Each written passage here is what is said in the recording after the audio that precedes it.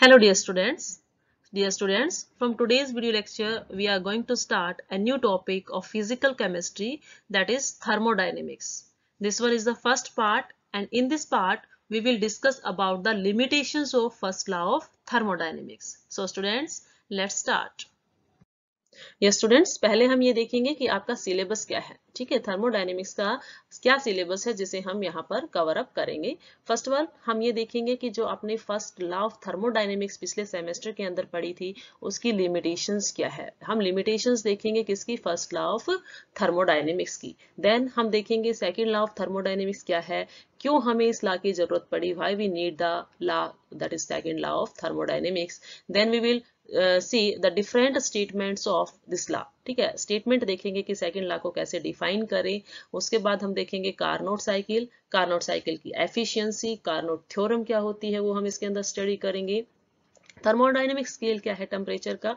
Then concept of एंट्रोफी, हम एंट्रोफी का concept पढ़ेंगे एज ए स्टेट फंक्शन, उसको देखेंगे as a function of volume and temperature, as a function of pressure and temperature. ठीक है, and then हम पढ़ेंगे entropy change in physical changes. Okay, then entropy as a criteria of spontaneity and equilibrium. ठीक है, क्या criteria fix करता है एंट्रोफी spontaneity के लिए एंड इक्विलिब्रियम के लिए। एंड देन लास्ट इस सेशन के अंदर हम देखते हैं entropy change in ideal gas and mixing of gases. ये जो है आपके पास ये part second law of thermodynamics के अंदर हम इस सबको स्टडी करेंगे। उसके बाद जो हम स्टडी करेंगे that is third law of thermodynamics. अब हम थर्ड लॉ ऑफ थर्मोडायनेमिक्स को स्टडी करेंगे। उसके अंदर देखेंगे नर्नेस्ट हीट थ्योरम क्या होती है, स्टेटमेंट देखेंगे हम कंसेप्ट ऑफ रेजिडुअल एंट्रोफी को स्टडी करेंगे। After that evaluation of absolute and entropy from heat capacity datas. Then we will study about the Gibbs and Helmholtz functions. ठीक है, गिब्स एंड हेल्महोल्ट्ज फंक्शन पढ़ेंगे, उनको जो है थर्मोडायनेमिक इक्वेशंस में कैसे यूज किया जाता है वो हम स्टडी करेंगे। गिव्स फ्री एनर्जी एंड जो आपके पास हेल्महोल्ट्ज फ्री एनर्जी है वो थर्मोडायनेमिक स्पॉन्टेनिटी को कैसे अफेक्ट करते हैं वो हम इसके अंदर देखेंगे, उनका एडवांटेजेस क्या है। ठीक है, गिव्स एंड हेल्महोल्ट्ज फंक्शंस का एंट्रोफी से कैसे ये डिफरेंट है, कैसे उनका एडवांटेजेस है ओवर एंट्रोफी वो हम स्टडी करेंगे। जो लास्ट टॉपिक आपके सिलेबस का है that is a variation of G and A यहाँ पर आपके पास है G and A with temperature, volume and pressure. ठीक है, ये हमें जो है आपका सिलेबस है जिसको हम यहाँ पर स्टडी करेंगे। यस, पहले हम थोड़ा रिकैप कर लेते हैं, देखते हैं कि आपके पास थर्मोडायनेमिक्स क्या होता है। ठीक है, थर्मोडायनेमिक्स देखिए स्टूडेंट्स, थर्मोडायनेमिक्स जो है ये टू वर्ड से मिला है। आपके पास वर्ड्स हैं जिससे को जोड़कर आपके पास थर्मोडायनेमिक्स बना है। थर्मो मीन्स आपके पास होता है हीट, थर्मो का मतलब क्या होता है हीट, और डायनेमिक का मतलब होता है आपके पास मोशन। ठीक है, हीट का मोशन जो है दैट इज थर्मोडायनेमिक। ठीक है, आप नॉर्मल कह सकते हो कि जब हम हीट के मोशन को स्टडी करें दैट इज द थर्मोडायनेमिक। वैसे यदि हम इसकी डेफिनेशन देते हैं, जब हम इसकी डेफिनेशन देते हैं तो हम क्या कहते हैं, thermodynamic is the study of transformation of energy from one form to another form. ठीक है, हम क्या बोलते हैं, थर्मोडायनेमिक्स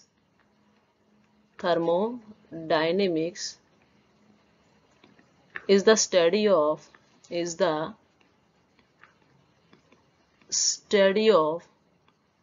transformation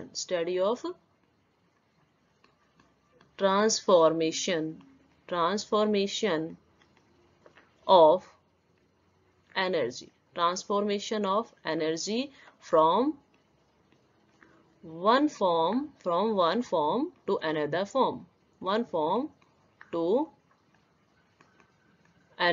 form, ठीक है, एक फॉर्म से दूसरे फॉर्म के अंदर जब आप क्या देखते हो, एनर्जी का मोशन देखते हो, तो वो क्या कहलाता है आपके पास थर्मोडायनेमिक्स। या आप इसको ऐसे भी डिफाइन कर सकते हो, या आप इसको कैसे डिफाइन कर सकते हो, you can say that it is a science of interaction, energy interaction. It is a science of energy interaction interaction की वेरियस टाइप की जो एनर्जी है वो कैसे इंटरेक्शन शो करती है, वो क्या कहलाता है, आपके पास थर्मोडायनेमिक्स होता है। ठीक है, हमारे पास अलग अलग फॉर्म्स की एनर्जीज होती है, we have various type of energies. ठीक है, वेरियस टाइप की एनर्जी जो है एग्जिस्ट करती है, वेरियस टाइप ऑफ एनर्जी होती है। ठीक है, लाइक मैं बात करूं कि आपके पास क्या है, मैकेनिकल एनर्जी। क्या है आपके पास, मैकेनिकल एनर्जी। मैकेनिकल एनर्जी, ठीक है, आपके पास इलेक्ट्रिकल एनर्जी है, इलेक्ट्रिकल एनर्जी, ठीक है, थर्मल एनर्जी है, थर्मल एनर्जी। और are this the form of energy, light energy जिसको आप रेडिएंट एनर्जी बोल देते हो, लाइट एनर्जी है, जिसको आप रेडिएंट एनर्जी भी बोल देते हो। ठीक है, रेडिएंट एनर्जी है। ठीक है, साउंड एनर्जी भी होती है, साउंड एनर्जी भी है। ठीक है, न्यूक्लियर एनर्जी है, न्यूक्लियर एनर्जी है, विंड एनर्जी है। इस तरह से आपके पास काफी जो है वेरियस फॉर्म्स होती है एनर्जीज की। ठीक है, तो थर्मोडायनेमिक्स जो है वो आपको ट्रांसफॉर्मेशन बताता है एक एनर्जी का दूसरी एनर्जी के अंदर। ठीक है, लाइक मैं आपके पास फैन का एग्जांपल लूं। ठीक है, आपके पास फैन है, तो फैन के अंदर कौन सी एनर्जी होती है भाई, फैन के अंदर होती है इलेक्ट्रिकल एनर्जी, इलेक्ट्रिकल एनर्जी। ठीक है, जब फैन मूव करता है तो उस टाइम क्या होता है, इलेक्ट्रिकल एनर्जी किसके अंदर कन्वर्ट हो जाती है, मैकेनिकल एनर्जी के अंदर, mechanical energy. one form of energy is converted into another form of energy, that is a, और उसकी स्टडी जो हम करेंगे that is the thermodynamics। इसी तरह से मैं दूसरा एग्जांपल लूं, लाइक आपके पास बाइक होती है। ठीक है, बाइक के अंदर हम क्या यूज करते हैं, पेट्रोल यूज करते हैं। तो पेट्रोल जो है कंबशन करता है, पेट्रोल के कंबशन से आपको क्या मिलता है, पेट्रोल का कंबशन होता है, उसी से क्या चलती है, आपकी बाइक चलती है। ठीक है, तो उसमें क्या हुआ, पेट्रोल के अंदर पेट्रोल का जो कंबशन होता है उस टाइम कौन सी एनर्जी होती है आपके पास, that is the chemical energy, chemical energy. अब ये केमिकल एनर्जी जब बाइक मूव करेगी तो किसके अंदर कन्वर्ट हो जाती है भाई, आप कह सकते हो हीट एनर्जी के अंदर, या आप कह सकते हो कि मैकेनिकल एनर्जी के अंदर, मैकेनिकल एनर्जी के अंदर कन्वर्ट हो जाती है। ठीक है, इसी तरह से आप एक और एग्जांपल यहाँ पर ले सकते हो, लाइक मैंने लैंप का डिस्कशन किया यहाँ पर। ठीक है, यदि मैं लैंप को डिस्कस करूं तो लैंप के अंदर क्या होता है, इलेक्ट्रिकल एनर्जी जो है, इलेक्ट्रिकल एनर्जी जो है वो किस में कन्वर्ट हो जाती है भाई, रेडियंट एनर्जी के अंदर। किस में कन्वर्ट होगी, रेडियंट एनर्जी के अंदर। ठीक है, तो हमने ये देखा थर्मोडायनेमिक्स के अकॉर्डिंग, थर्मोडायनेमिक्स जो अपने डेफिनेशन में कहता है कि one form of energy converted into the another form of energy. ठीक है, ऐसे ही जो आपके पास केमिकल एनर्जी है वो किस में कन्वर्ट हो गई है, हीट एनर्जी, और we can say mechanical energy. Okay, और इसी तरह से आपके पास क्या, electrical energy converted into radiant energy, that is the thermodynamics. इन सभी की स्टडी क्या कहलाएगी आपके पास, थर्मोडायनेमिक्स, जिसमें हम एनर्जी का ट्रांसफॉर्मेशन देखते हैं from one form to another form, और we can say it is the science of energy interaction. Energies का इंटरेक्शन की स्टडी करना ही क्या कहलाता है, थर्मोडायनेमिक्स कहलाता है। नाउ हमने थर्मोडायनेमिक्स देखा कि थर्मोडायनेमिक्स क्या होता है। सेकंड क्वेश्चन आपके माइंड में आया होगा कि why we study thermodynamics, why we study thermodynamics, thermodynamics. आप थर्मोडायनेमिक्स क्यों पढ़ते हैं, किस लिए आपको जरूरत पड़ी कि आपको थर्मोडायनेमिक्स पढ़ना पड़ा। ठीक है, तो इसके अंदर देखिए क्या होता है कि हमें ये समझना होता है कि कैसे एक एनर्जी जो है दूसरी एनर्जी के अंदर कन्वर्ट हो रही है। यदि मुझे ये पता चलता है कि एक एनर्जी का दूसरी एनर्जी के अंदर कन्वर्ट होने से आपको कोई ना कोई बेनिफिशियल है, ठीक है, आपको वहां से कुछ ना कुछ मैकेनिकल वर्क, कुछ ना कुछ आपको गेन हो रहा है, तो आप क्या चाहोगे कि किसी तरह से जो एनर्जी का ट्रांसफॉर्मेशन है उसको एनहांस कर दिया जाए। ठीक है, एनर्जी के ट्रांसफॉर्मेशन को एनहांस कर दिया जाए, तो उसको एनहांसिंग की जो आपके पास कंडीशंस है उनको समझने के लिए आप क्या करते हो, थर्मोडायनेमिक्स को स्टडी करते हो। तो we can write here to understand the function of, to understand the function of energy transformation, to understand the function of energy transformation। ठीक है, कि एनर्जी ट्रांसफॉर्मेशन कैसे हो रहा है, इन ए थर्मोडायनेमिक सिस्टम, इन्हें किसी भी थर्मोडायनेमिक सिस्टम के अंदर एनर्जी का ट्रांसफॉर्मेशन कैसे हो रहा है। सेकंड, हम ये चाहते हैं कि हाउ टू एनहेंस, ठीक है, how to enhance the efficiency of this transformation, ठीक है, ट्राई टू एनहेंस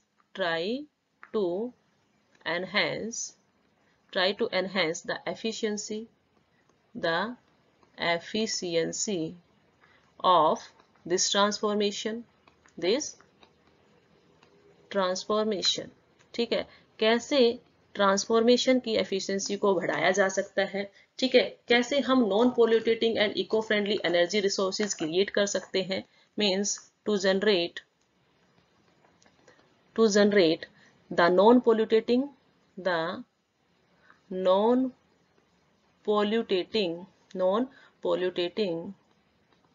and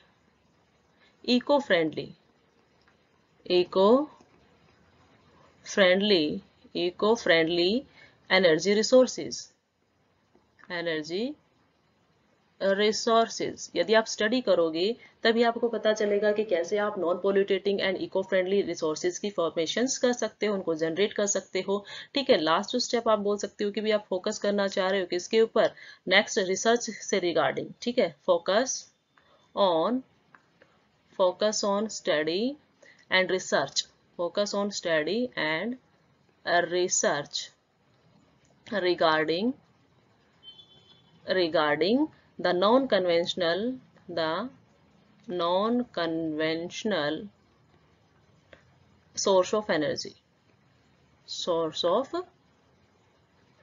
ठीक है। तो ये सब हमारे पास क्या होते हैं, आपके पास इन सभी फैक्टर्स को स्टडी करने के लिए भाई आप थर्मोडायनेमिक्स इसलिए पढ़ते हो ताकि आपको ये पता चल जाए कि कैसे कोई एक फॉर्म एनर्जी की दूसरी फॉर्म एनर्जी के अंदर कन्वर्ट हो रही है, कैसे इस एफिशिएंसी को बढ़ाया जा सकता है, ठीक है, इसकी एफिशिएंसी को कैसे एनहांस किया जा सकता है, ट्रांसफॉर्मेशन की एफिशिएंसी को कैसे हम non polluting and eco friendly energy resources create कर सकते हैं, जनरेट कर सकते हैं, ठीक है।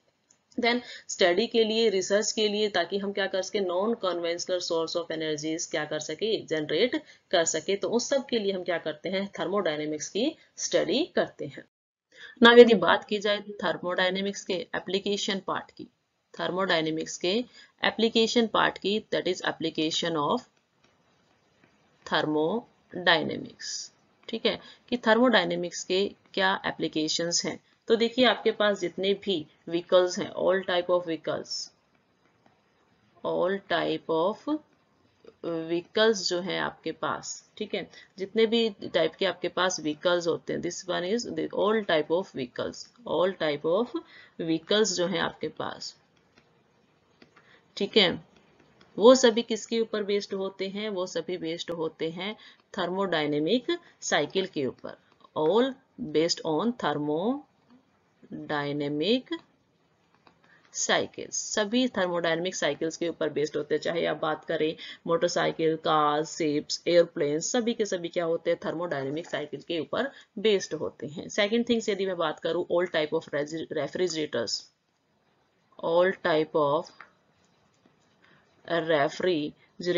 ठीक है, रेफ्रिजरेशन जो भी होते हैं आपके पास, ठीक है, वो सभी भी किसके ऊपर डिपेंड करते हैं भाई, वो डिपेंड करते हैं सेकंड लॉ ऑफ थर्मोडायनेमिक्स के ऊपर।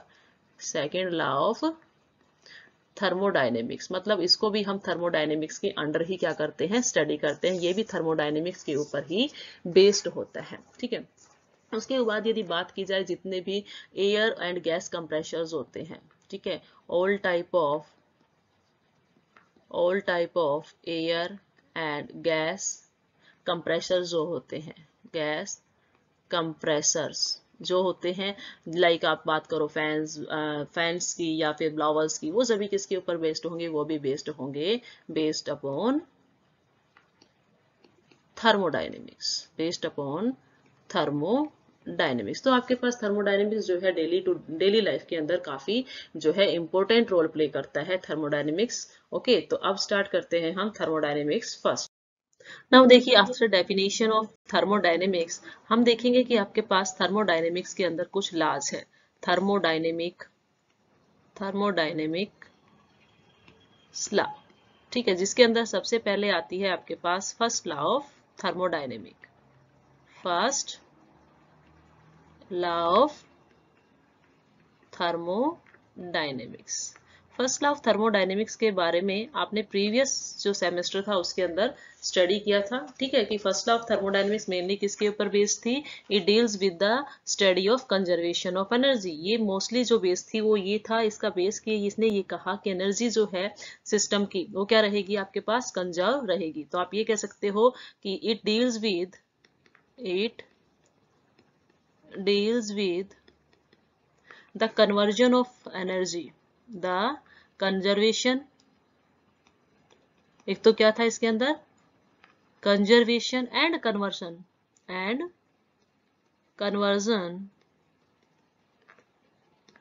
of energy। ये डील करती है आपके पास किससे? कंजर्वेशन ऑफ एनर्जी से एंड कन्वर्जन ऑफ एनर्जी से। या आप ये भी कह सकते हो कि जब भी कोई थर्मोडायनेमिक्स प्रोसेस होगा, at that time energy is neither gain और नॉर लॉस्ट। कंजर्वेशन तो तभी होगा ना जब एनर्जी ना ही तो गेन हो और ना ही एनर्जी लॉस्ट हो, ठीक है। तो इसके अंदर हम लिख सकते हैं कि when A thermodynamic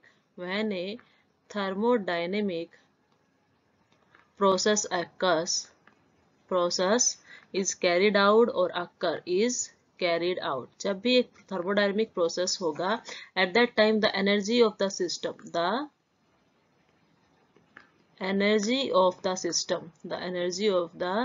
system neither क्या हो आपके पास, ना ही आपके पास क्या होगी, गेन होगी, और nor lost, neither gain nor lost.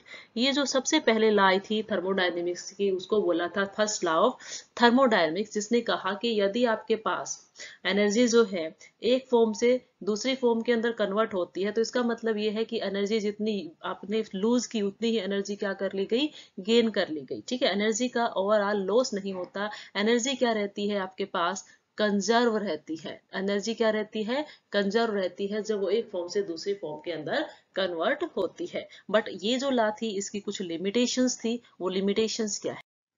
Yes, जो टॉपिक हम अब कर रहे हैं that is the limitations of first law of thermodynamics।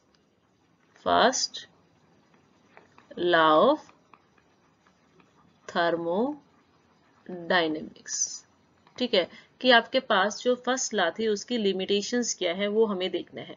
देखिए फर्स्ट लॉ जो थर्मोडायनेमिक्स है उसने कहा कि एनर्जी कंजर्व रहती है जब एक सिस्टम से दूसरे सिस्टम के अंदर कन्वर्ट होती है या एक फॉर्म से दूसरी फॉर्म के अंदर वो कन्वर्ट होती है, ठीक है। इसने आपको ये नहीं बताया कि एनर्जी जो है वो किस डायरेक्शंस में फ्लो हो रही है, उसका डायरेक्शन क्या है फ्लो ऑफ हीट का, ठीक है। तो it does not tell about, हम लिखेंगे इसको do not explain the direction, do not explain the direction of flow of heat, direction of heat। First इसकी जो लिमिटेशन थी वो ये थी कि इसने ये नहीं बताया कि एनर्जी किस डायरेक्शन में फ्लो हो रही है। ये तो कह रहा है कि एनर्जी एक फॉर्म से दूसरी फॉर्म के अंदर कन्वर्ट हो रही है, बट कैसे हो रही है उसके बारे में इसने कुछ नहीं बताया। सेकंड इसकी लिमिटेशन ये है कि इसने स्पॉन्टेनिटी जो प्रोसेस था उसके बारे में कुछ भी नहीं बताया। तो सेकंड लिमिटेशन हम लिखेंगे the first law of thermodynamics, the first law of thermodynamics, the first law of thermodynamics does not give any information, does not give any information about the spontaneity of process, about spontaneity, ठीक है, spontaneity of the process, spontaneity of the process, उसको भी हम discuss करेंगे detail में, ठीक है। Third जो है इसकी लिमिटेशन वो ये थी कि एग्जैक्ट इक्विवेलेंस कितना हुआ है हीट का वर्क के अंदर, ठीक है, कितनी हीट वर्क के अंदर कन्वर्ट हुई है, ये इसने नहीं बताया, ठीक है। जब भी कोई सिस्टम की एनर्जी जो है एक फॉर्म से दूसरी फॉर्म में कन्वर्ट हुई तो कितनी अमाउंट में हीट जो है ट्रांसफर हुई है उसके बारे में इसने नहीं बताया, ठीक है। तो the exact equivalence the exact equivalence of heat into work is not possible. Work is not possible. ठीक है, इसने तो सीधा ही क्या कहा था कि भाई एक फॉर्म से यदि गायब हो रही है एनर्जी, एक फॉर्म से में यदि डिसअपीयर हो रही है तो उतनी ही एनर्जी दूसरी फॉर्म में अपीयर हो जाती है, बट ऐसा होता नहीं है, ठीक है। तो ये कुछ लिमिटेशंस हैं जिनको हम ब्रीफली डिस्कस करेंगे। फर्स्ट हम देखेंगे कि इसने फर्स्ट लॉ ने direction of law of heat के बारे में नहीं बताया, किस डायरेक्शन में हीट फ्लो कर रही है इसके बारे में नहीं बताया। सेकेंड, इसने स्पॉन्टेनिटी ऑफ द प्रोसेस के बारे में नहीं बताया कि प्रोसेस स्पॉन्टेनियस है या नॉन स्पॉन्टेनियस है, क्या है उसके बारे में नहीं बताया, और यदि स्पॉन्टेनियस है तो क्यों है, ठीक है। थर्ड जो है इसकी लिमिटेशन ये थी कि इसने आपको ये नहीं बताया कि इसने तो ये बोला था कि हीट जो है कंप्लीट वर्क के अंदर कन्वर्ट हो जाती है, बट ऐसा पॉसिबल नहीं होता है। एग्जैक्ट इक्विवेलेंस कितना हीट जो है वर्क के अंदर कन्वर्ट हुई ये इसने नहीं बताया। फर्स्ट जो लिमिटेशन जो हम यहाँ पर कर रहे हैं that is the first law. First limitation क्या थी? First law do not tells about the direction of heat, ठीक है, does not explain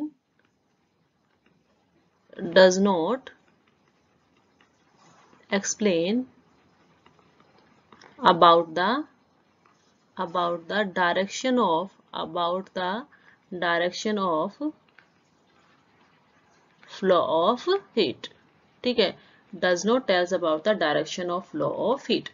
देखिए फर्स्ट लॉ ऑफ थर्मोडायनेमिक्स में आपने ये बताया कि जब भी आपके पास जो हीट होती है उसका रिलेशन क्या होता है वर्क डन से, भाई U प्लस W करके, ठीक है। ये रिलेशन वहां पर फर्स्ट लॉ ऑफ थर्मोडायनेमिक्स ने आपको दिया। किसने आपको ये बता दिया कि जो आपके पास रिलेशनशिप क्या रहेगा, हीट कितनी एब्जॉर्ब हुई हो, वर्क डन कितना होगा, ये उसने आपको बताया। बट यदि ऐसा था कि हमारे पास जितनी भी हीट यदि एक बॉडी इवोल्व करती है तो दूसरी बॉडी जब वो उसको एब्जॉर्ब करेगी तो इट मीन्स उसके अंदर वो चेंजेस दिखने चाहिए, ठीक है। यदि मैं बात करूं आपके पास फर्स्ट केस की, जिसके अंदर क्या है आपके पास ये एक आइस क्यूब है, ठीक है, यहाँ पर क्या है एक आइस क्यूब है, और सेकंड मैंने यहाँ पर क्या लिया है एक बीकर लिया है, ठीक है। यहाँ मैंने क्या लिया है, इस बीकर के अंदर मैंने क्या ले रखा है वाटर लिया है, ठीक है। यदि फर्स्ट लॉ ऑफ थर्मोडायनेमिक्स की माने तो यदि ये हीट जो आइस जो है ये क्या है भाई आपके पास कूल है, कोल्ड, ठीक है, ये आपके पास क्या रहेगी, इसका टेम्परेचर क्या है कम है। तो यदि ये हीट रिलीज कर दे, यदि ये आइस क्या करे हीट रिलीज करे तो अल्टीमेटली ये हीट किसके पास जाती है, यदि बीकर इसके ऊपर रखा है तो इसके ऊपर जाती है, इसके अंदर जानी चाहिए। और यदि ये हीट गई है मतलब यहाँ से तो क्या हो गई, हीट लॉस हो गई है, ठीक है। और बीकर ने क्या कर ली है, बीकर ने हीट को गेन किया है।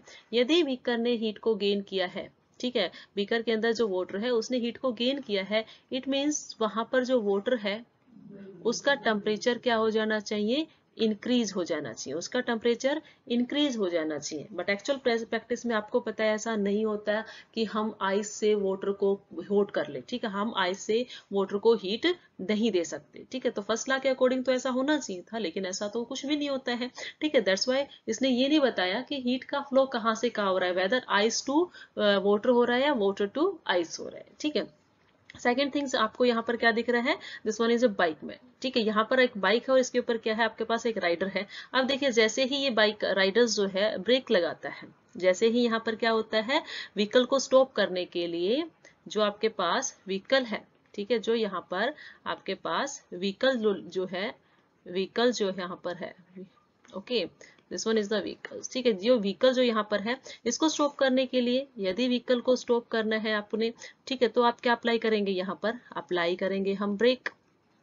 और जब अप्लाई किए जाते हैं ब्रेक तो इसका मतलब ये है कि पहले जो गाड़ी थी वो क्या थी आपके पास मोशन में थी, ठीक है, मीन्स आपके पास ये जो बाइक है इसके अंदर कौन सा मोशन था, काइनेटिक एनर्जी थी व्हीकल के अंदर, काइनेटिक एनर्जी थी। और अब जब हमने ब्रेक्स लगाए तो इट मीन्स जो काइनेटिक एनर्जी थी हीट लगाने से, काइनेटिक एनर्जी जो है ब्रेक लगाने से किस में कन्वर्ट हो गई है, हीट एनर्जी के अंदर कन्वर्ट हो गई है। ठीक है, दैट्स वाई जो ब्रेक्स होते हैं वो क्या हो जाते हैं, गर्म हो जाते हैं जब आपके पास गाड़ी इसको बाइक को ब्रेक लगाए जाते हैं। ठीक है, that's why brakes gets up heated. Brakes क्या हो जाते हैं, गेट्स अप हीटेड। ठीक है, अब फसला ने तो ये कहा था कि ठीक है, यदि हमारे पास क्या हुआ है, काइनेटिक एनर्जी हीट एनर्जी के अंदर कन्वर्ट हुई तो उससे क्या हुआ है भैया, आपके पास स्टॉप, गाड़ी जो है वो स्टॉप हुई है। ठीक है, आपके पास मैकेनिकल वर्क भी हुआ कि व्हीकल जो है वो रुक गया है और ब्रेक्स क्या हो गए हैं, हीट अप हो गए हैं, भी वो थोड़े गर्म हो गए हैं। लेकिन यदि मैं इसका उल्टा कहूं, कि यदि सपोज कीजिए कि अब यहाँ पर क्या है, स्टॉप हो गई है, कूलिंग हो गई है, तो कूलिंग होने के बाद भी तो कुछ एनर्जी होगी। Cooling of brake can not be converted back into the mechanical work. ठीक है, कूलिंग जो हुआ है उसने किसी तरह का कोई वर्क नहीं किया, वो एनर्जी तो कहाँ गई, वो तो लॉस्ट हो गई। जो हीट एनर्जी थी वो तो क्या हो गई, लॉस्ट हो गई। जबकि फर्स्ट लॉ ऑफ थर्मोडायनेमिक्स कहता है कि एनर्जी तो कंजर्व रहती है। तो इस प्रोसेस के अंदर भी, ठीक है, इसने हमारे पास डायरेक्शन नहीं बताई कि हमारे पास जो हीट है उसका फ्लो किस साइड हो रहा है। ठीक है, हीट का फ्लो यहाँ पर नहीं बताया। ठीक है, नाउ देखिए थर्ड जो हमने लिया है यहाँ पर, वो लिया है आपके पास स्लाइडिंग ए ब्लॉक। हम एक स्लाइडिंग देखेंगे ब्लॉक की, स्लाइडिंग ऑफ ए ब्लॉक। ठीक है, तो इसके अंदर हमने क्या देखा कि आपके पास एक ब्लॉक है, मैंने उसे क्या किया है, एक रफ सरफेस से स्लाइड करवाया है। ठीक है, रफ सरफेस से वो क्या कर रहा है, स्लाइड कर रहा है। जब वो ब्लॉक रफ सरफेस से स्लाइड करता है तो ब्लॉक क्या हो जाता है भाई, गर्म हो जाता है। वो ब्लॉक क्या हो जाएगा, हीट एनर्जी को गेन कर लेता है और हीट एनर्जी को गेन करके क्या हो जाता है भाई, वार्म हो जाता है। कि काइनेटिक एनर्जी से उसके अंदर क्या आ गई है, हीट आ गई है। ठीक है, काइनेटिक एनर्जी से क्या आ गई है, उसके अंदर हीट आ गई है। अब यदि प्रोसेस उल्टा कर दिया जाए, इफ प्रोसेस क्या हो जाए, आपके पास रिवर्स हो जाए। यदि प्रोसेस रिवर्स होता है तो इसका मतलब क्या है, अब जो हीट थी, हीट जो है वो क्या हो गई है, आपके पास रिमूव हो गई है, चली गई है। आप उसको बोल सकते हैं हीट इवॉल्व हो गई है। हीट यहाँ से इवॉल्व हो जाए तो आपके पास जो ब्लॉक है वो क्या हो जाएगा, ब्लॉक तो आपके पास क्या हो गया, कूल हो गया। ठीक है, जब कूलिंग हुई तो किसी तरह का कोई काम नहीं हुआ, लेकिन जब वार्म था तो उस टाइम काइनेटिक एनर्जी थी वो हीट के अंदर कन्वर्ट हुई थी, लेकिन कूलिंग के दौरान किसी तरह का कोई काम नहीं हुआ। इट मीन्स एनर्जी कहाँ गई। ठीक है, एनर्जी जो थी कूलिंग के बाद वो कहाँ गई, उसका इसके अंदर कोई जो है पता इसने फर्स्ट लॉ ऑफ थर्मोडायनेमिक्स ने नहीं दिया। ठीक है, इसने तो कह दिया कि एनर्जी जो है वो तो कंजर्व है, बट इस केस में हम क्या देख रहे हैं कि कहीं ना कहीं एनर्जी का लॉस तो हुआ है। ठीक है, कहीं ना कहीं एनर्जी का लॉस हुआ है। ठीक इसी तरह से आप एक और एग्जांपल नीचे ले सकते हैं कि जिसके अंदर हमने क्या शो किया है, जब भी आप करिंग करते हैं, ठीक है, करिंग करते हैं लिक्विड्स की, you do curings of a liquid, curing of a liquid. जब लिक्विड की करिंग की जाती है तो देखिए स्टूडेंट्स क्या होता है आपके पास, जब करिंग करेंगे तो आप क्या करते हो, काइनेटिक एनर्जी के थ्रू, क्या कर देते हो, काइनेटिक एनर्जी आप मूव करवाते हो बार बार पेडल्स को, तो उससे क्या होगा, काइनेटिक एनर्जी प्रोड्यूस होगी और अल्टीमेटली वहां क्या होगी, हीट प्रोड्यूस होगी। हीट प्रोड्यूस वहां पर होती है। दैट्स वाई जो आपके पास वेसल है, जो भी वेसल आपने लिया है उसका टेम्परेचर क्या हो जाता है भाई, इंक्रीज हो जाता है। ठीक है, लेकिन जैसे ही आप क्या करते हो, इसको कूल कर देते हो। ठीक है, आपने वेसल को क्या कर दिया है, कूल कर दिया है। आफ्टर सम टाइम्स आप क्या देखोगे कि क्या इसके अंदर जो भी मैटर था, ठीक है, जो भी इसके अंदर मैटर था, क्या वो अपनी ओरिजिनल पोजीशन में आ पाता है। कूलिंग होने के बाद there will be no change in the liquid. Okay, तो हम बोलेंगे curing of liquid by paddles raise the temperature of the vessels. जब आपने बार बार पेडल्स मूव किए तो काइनेटिक एनर्जी की वजह से क्या हुआ, जो वेसल का टेम्परेचर था वो इंक्रीज हो गया and this liquid can not B change into its original forms on cooling. Cooling होने के बाद तो यही होना चाहिए था कि भाई उसने यदि कूलिंग कर ली मतलब फिर उसे थोड़ा एनर्जी लेके फिर दोबारा उसी फॉर्म में आ जाना चाहिए था, लेकिन ऐसा नहीं होता। आफ्टर कूलिंग उसको किसी तरह की कोई एनर्जी नहीं मिलती और वो दोबारा से अपने पहले फॉर्म के अंदर नहीं जा पाता है। ठीक है, इसी तरह से आप एग्जांपल्स ले सकते हो कि यदि आपने बर्न कर दिया है फॉसिल फ्यूल्स को, ठीक है, बर्निंग ऑफ फॉसिल फ्यूल्स। ठीक है, बर्निंग ऑफ फॉसिल फ्यूल्स की यदि बात की जाए तो हम क्या करते हैं, हमने क्या किया, हमने कोई फ्यूल लिया। ठीक है, हमने कोई भी फ्यूल लिया ओके और उसको ऑक्सीजन की प्रेजेंस में हमने बर्न कर दिया। बर्न होने के बाद उससे क्या बन जाता है, ऐश बन जाता है। क्या वो ऐश दोबारा से अपने स्टार्टिंग जैसी पोजीशन थी क्या उसमें जा पाता है? ऐसा नहीं हो पाता कि ऐश क्या हो जाए, दोबारा से आपके रिएक्टेंट के अंदर मतलब फ्यूल के अंदर कन्वर्ट हो जाए। ठीक है, तो जो फर्स्ट लॉ ऑफ थर्मोडायनेमिक्स थी उसने आपको क्या बताया है, उसने आपको ये एक्सप्लेन नहीं करके दिया कि हीट कैसे फ्लो कर रही है। ठीक है, वो हॉटर बॉडी से कोल्डर बॉडी पे जा रही है या कोल्डर से हॉटर की साइड जा रही है, इन सभी के बारे में जो आपके पास फर्स्ट लॉ ऑफ थर्मोडायनेमिक्स थी उसने कोई एक्सप्लेनेशन नहीं दिया। सेकंड जो इसकी लिमिटेशन है वो देखिए क्या है कि सेकंड लिमिटेशन इसने ये कही थी कि first law of thermodynamics do not tell about the spontaneity of the process, do not tell about the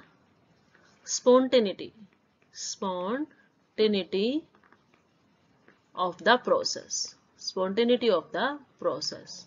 ठीक है, इसने स्पॉन्टेनिटी के बारे में कुछ भी नहीं बताया। अब स्पॉन्टेनिटी क्या होती है? स्पॉन्टेनियस प्रोसेस वो प्रोसेस होते हैं जो अपने आप होते हैं, जो अपने आप हो जाए। सच ए प्रोसेस जो क्या हो भाई आपके पास सिर्फ एक ही डायरेक्शंस में होंगे, जो सिर्फ एक ही डायरेक्शन में होते हैं, वो स्पॉन्टेनियस प्रोसेस होते हैं। लाइक मैं ये कहूँ कि आपके पास क्या है, जब भी आपके पास वाटरफॉल होता है, ठीक है, water fall from hills,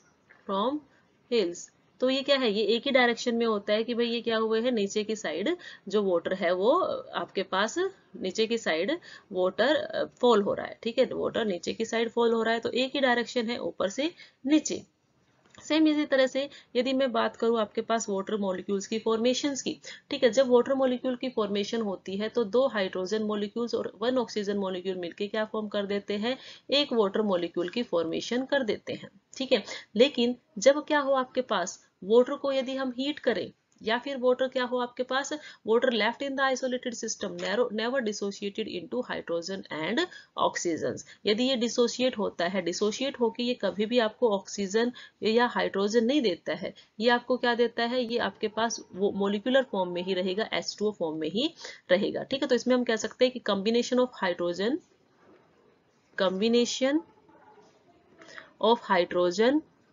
and oxygen in an isolated system,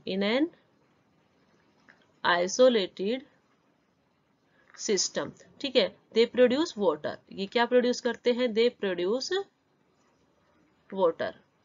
जब आइसोलेटेड सिस्टम के अंदर हम कंबाइन कर दे 2 हाइड्रोजन को 1 ऑक्सीजन को, तो ऑब्वियसली आपको वाटर मिलेगा।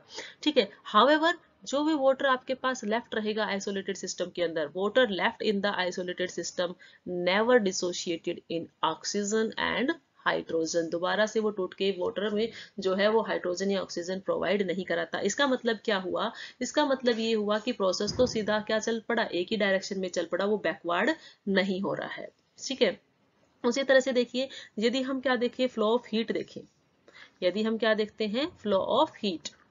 ठीक है, यहाँ पे यदि आप फ्लो ऑफ हीट देख रहे हैं तो मैंने क्या लिया है, एक कोल्ड बॉडी ली है और एक क्या ली है, हॉट बॉडी यहाँ पर शो की हुई है।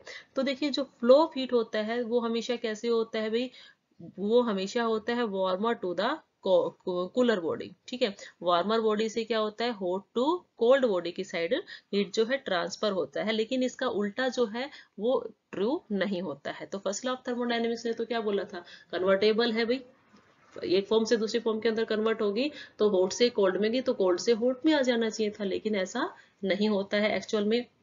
तो ये भी एक लिमिटेशंस है। ठीक है, आप इसको ऐसे भी समझ सकते हैं जैसे कि आपके पास कोई पर्सन है, यदि हम ह्यूमन बींग्स की बात करें तो ह्यूमन बींग्स क्या होते हैं भाई, चाइल्ड से यंग, चाइल्ड से क्या होंगे, यंग, और यंग से फिर वो क्या हो जाते हैं, ओल्ड हो जाते हैं, लेकिन कभी उल्टा नहीं होता है। ठीक है, ये सारे प्रोसेस क्या है, स्पॉन्टेनियस प्रोसेस है। स्पॉन्टेनियस प्रोसेस के बारे में जो आपके पास थर्मोडायनेमिक का फर्स्ट लॉ था उसने कुछ भी नहीं बताया। ठीक है, तो इसीलिए हमें क्या पड़ी, सेकेंड लॉ की रिक्वायरमेंट पड़ी। थर्ड जो लिमिटेशन है आपके पास फर्स्ट लॉ ऑफ थर्मोडायनेमिक की, थर्ड लिमिटेशन आपके पास है the exact equivalence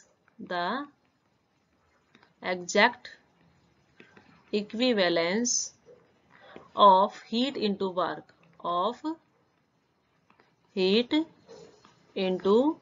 the exact equivalence of heat into work is not possible, is not possible। वो पॉसिबल नहीं है। एग्जैक्ट इक्विवेलेंस यदि आप हीट का वर्क के अंदर देखो तो पॉसिबल नहीं है। ठीक है, देखिए आपने क्या देखा, आपने ये देखा कि according to first law of thermodynamics, according to first law of thermodynamics, first law of thermodynamics के अकॉर्डिंग आप क्या बोलते हो कि heat absorbed by the system, heat, इसको हम क्या करेंगे, heat absorbed by the system, heat absorbed by the system, heat absorbed by the system completely converted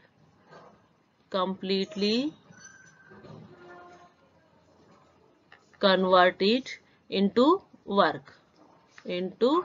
work, यही हुआ। ठीक है, कि जितनी हीट एब्जॉर्ब हुई है वो वर्क के अंदर उतना ही क्या हो जाएगी, कन्वर्ट हो जाएगी, तभी तो कंजर्वेशन होगा ना एनर्जी का।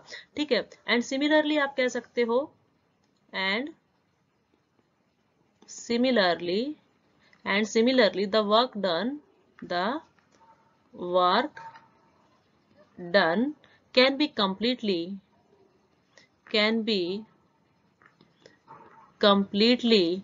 transformed into heat, यही हुआ। ठीक है, फर्स्ट लॉ ऑफ थर्मोडायनेमिक्स ने तो आपको यही बोला था, बट इन एक्चुअल प्रैक्टिस